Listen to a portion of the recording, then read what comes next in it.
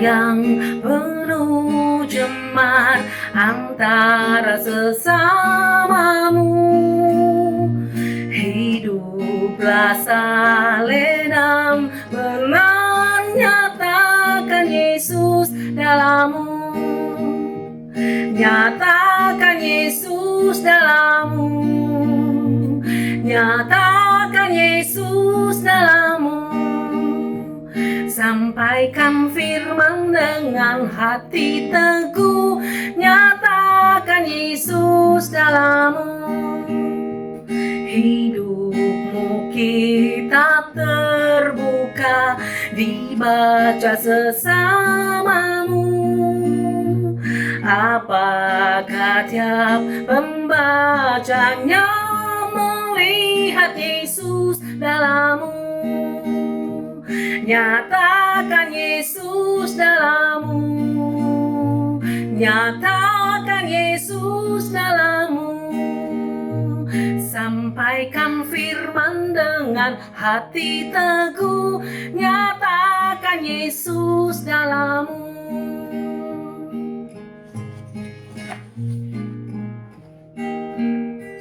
Hiduplah kini baginya, berjiwa tetap teguh. Bimbinglah orang tercela melihat Yesus dalammu. Nyatakan Yesus dalammu. Nyatakan Yesus dalammu. Sampaikan firman dengan hati teguh. Nyatakan Yesus dalammu. Nyatakan Yesus dalammu.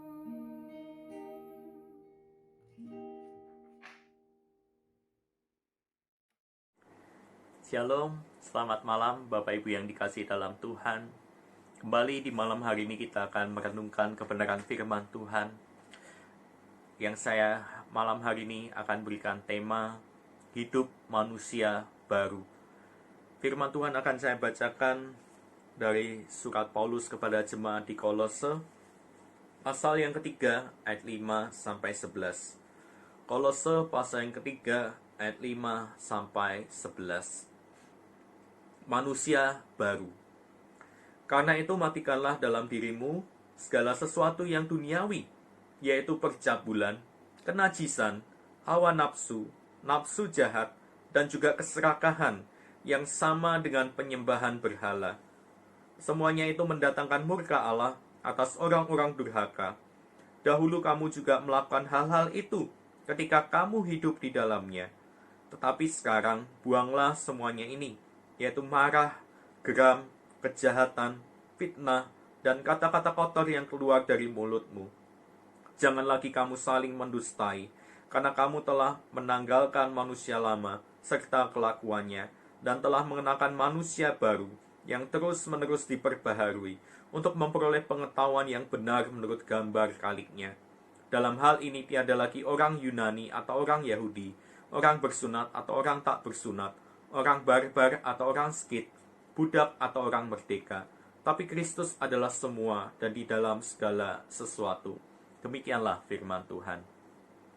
Bapak Ibu, ada suatu ungkapan yang mengatakan bahwa membangun jauh lebih mudah daripada memelihara, dan juga memulai satu pekerjaan jauh lebih gampang daripada menyelesaikan pekerjaan itu. Nampaknya memang Bapak Ibu memelihara dan juga menyelesaikan pekerjaan yang baik ada kesulitannya. Apakah Bapak Ibu kita pernah merasakannya? Saya khawatir Bapak Ibu, jangan-jangan di dalam kehidupan spiritualitas kita juga mengalami kesulitan yang sama. Pada awalnya kita semangat di dalam kepengikutan kita akan Kristus. Kita menerima baptisan kudus, kemudian kita dengan berapi-api semangat melayani Tuhan, rajin ikut semua kegiatan gereja. Tapi Bapak Ibu, di dalam proses berjalannya waktu, kita mulai kendor, kita mulai kehilangan semangat kita tidak lagi peduli akan kerohanian kita, kita tidak lagi memelihara akan kehidupan iman kita. Saya khawatir Bapak Ibu, memulai sesuatu lebih mudah daripada memeliharanya. Jangan sampai ini menimpa kita, Bapak Ibu. Bapak Ibu yang dikasihi dalam Tuhan, Rasul Paulus juga meminta kepada jemaat di Kolose agar mereka senantiasa memperbaharui kehidupan manusia baru mereka. Mereka senantiasa dengan sadar supaya mereka tetap mengarahkan pandangan mereka kepada Yesus Kristus, supaya mereka boleh semakin serupa dengan Kristus. Bapak Ibu yang dikasihi dalam Tuhan, memang hidup yang baru adalah anugerah, pemberian dari Allah sendiri. Namun, di dalam prosesnya, kita harus berusaha sebagai respon atas anugerah itu. Kita berusaha untuk memelihara kehidupan iman kita. Respon kita untuk boleh menjadi semakin serupa dengan Kristus. Bapak Ibu yang dikasihi dalam Tuhan, kehidupan yang lama dengan kehidupan yang baru ada suatu kontras seperti hitam dan putih. Mereka tidak bisa berjalan beriringan. Mereka tidak bisa berjalan bersama-sama. Harus ada yang ditinggalkan, harus ada yang menggantikannya. Apa yang ditinggalkan, Bapak Ibu? Yang ditinggalkan adalah manusia lama. Bukan hanya ditinggalkan, Bapak Ibu, tapi juga dimatikan. Jangan sampai manusia lama itu kembali hidup di dalam hidup kita. Kita acuhkan, kita buang jauh-jauh, lalu digantikan dengan pola hidup manusia yang baru. Bapak Ibu, kata menggantikan di sini nuansanya seperti orang mengganti baju yang lama diganti dengan baju yang baru. Bukankah kita kalau punya baju yang lama yang sudah nggak bisa dipakai, kita buang dan kita pakai baju yang baru? Atau jangan-jangan kita nggak melakukan, Bapak Ibu ya? Bapak Ibu yang dikasihi dalam Tuhan, mari kita dengan sadar mengenakan manusia yang baru, memakai pola hidup manusia yang baru yang senantiasa diperbarui dari hari ke hari.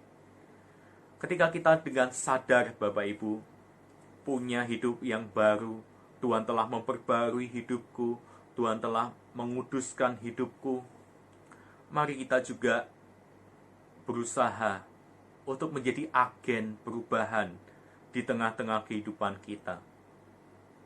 Bapak Ibu, kita tidak bisa mengubah kehidupan di sekeliling kita tanpa terlebih dahulu mengubah apa yang ada di dalam diri kita. Memang Bapak Ibu, terkadang Tuhan tidak meredakan badai yang ada di sekeliling kita secara langsung. Mungkin Tuhan ingin terlebih dahulu meredakan badai yang ada di dalam hidup kita.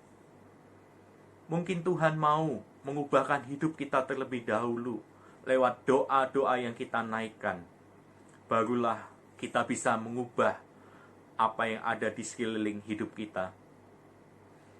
Bapak Ibu yang dikasihi dalam Tuhan, mari di tengah-tengah dunia saat ini yang sepertinya kehilangan harapan, putus asa, dan tidak tahu kapan ini berakhir, mari kita menunjukkan jati diri kita sebagai anak-anak Tuhan yang telah diperbaharui. Mari kita menjadi agen perubahan di tengah-tengah dunia ini. Dunia yang sedang tawar hati, mari kita asinkan. Dunia yang sedang berada di dalam kegelapan, mari kita terangi dengan terang Kristus. Bapak Ibu yang dikasihi dalam Tuhan, mari kita bergerak. Kita menjadi terang. Kita menjadi agen perubahan. Kita menjadi semakin serupa dengan Kristus dari hari ke hari. Amin. Mari kita bersatu dalam doa. Tuhan Allah Bapa kami yang mengasihi kami saat ini datang di hadapan-Mu Tuhan, membawa doa-doa kami. Kami berdoa ya Tuhan, supaya kehidupan kami boleh senantiasa punya kehidupan yang baru, mengenakan manusia yang baru, menjadi agen perubahan di tengah dunia yang sedang tawar hati ini. Ya Tuhan, tolong kami, supaya kami boleh menunjukkan jati diri kami, identitas kami sebagai garam dan terang dunia. Dan kami boleh semakin serupa dengan Kristus sendiri. Ya Tuhan, kami saat ini secara khusus mau berdoa untuk orang-orang yang ada di garis depan, para dokter, perawat yang merawat para pasien COVID-19. Kiranya Tuhan berikan kesehatan ekstra, berikan mereka kekuatan. Kami juga berdoa ya Tuhan, bagi masing-masing dari kami yang sedang sakit, Tuhan berikan kami hikmat untuk kami boleh menjaga kesehatan kami. Kiranya Tuhan yang akan memberikan kami energi ekstra, stamina ekstra di tengah-tengah situasi demikian. Kami juga berdoa ya Tuhan, kiranya kami juga boleh menjadi agen perubahan. Sikap hidup kami berbeda dengan apa yang ditujukan oleh dunia ini. Kami boleh mengisi pikiran kami dengan hal-hal yang seturut dengan kehendak Tuhan. Bukan mengisi hal-hal yang negatif atau menyebarkan berita-berita hoax, tetapi biarlah kami boleh menyampaikan berita yang penuh dengan sukacita, membangkitkan semangat. Terima kasih ya Tuhan. Kami juga saat ini berdoa, menyerahkan untuk gereja kami ya Tuhan. Biarlah gereja kami boleh senantiasa menjadi agen pembaharuan di tengah masyarakat sekitar kami. Kami juga berdoa ya Tuhan, untuk majelis pengerja hamba Tuhan di dalam gereja kami. Biarlah boleh diberikan kesatuan hati, boleh diberikan semangat untuk tetap melayani Tuhan di tengah situasi yang tidak mudah ini. Kami juga berdoa ya Tuhan bagi jemaat Tuhan yang saat ini mulai kesulitan di dalam mencari pekerjaan atau mereka mulai kehilangan pekerjaan. Ya Tuhan, berikan jalan keluar yang terbaik. Kiranya kami boleh diberikan hikmat untuk mencari pekerjaan alternatif, entah sebagai penjual makanan atau menjadi jasa titip pembelian makanan di supermarket, atau apapun yang dapat kami kerjakan ya Tuhan. Biarlah Tuhan memberikan kami hikmat untuk kami boleh mendapatkan pekerjaan yang layak. Terima kasih ya Tuhan. Kami juga berdoa untuk bangsa dan negara kami. Biarlah Tuhan tetap menjaga pemerintahan kami ini, presiden dan wakil presiden, jajaran menteri yang ada di dalamnya. Biarlah Tuhan berikan hikmat bagi mereka, untuk mereka dapat menjaga stabilitas ekonomi, stabilitas keamanan di tengah bangsa kami pada hari-hari ini. Ya Tuhan, kami mohon belas kasihan Tuhan juga bagi dunia saat ini, di tengah pandemi yang saat ini tidak tahu sampai kapan. Kami yakin dan percaya Tuhan tidak tinggal diam. Tuhan tetap bersama dengan dunia kami. Tuhan tetap menjaga dunia kami. Tuhan tetap memelihara dunia kami. Terima kasih ya Tuhan. Kami serahkan setiap diri kami yang bekerja dari rumah atau masih masuk di dalam pekerjaan kami. Biarlah kami boleh tetap diberikan kekuatan. Biarlah kami boleh tetap produktif di tengah kondisi sekarang ini. Terima kasih ya Tuhan. Inilah setiap doa kami.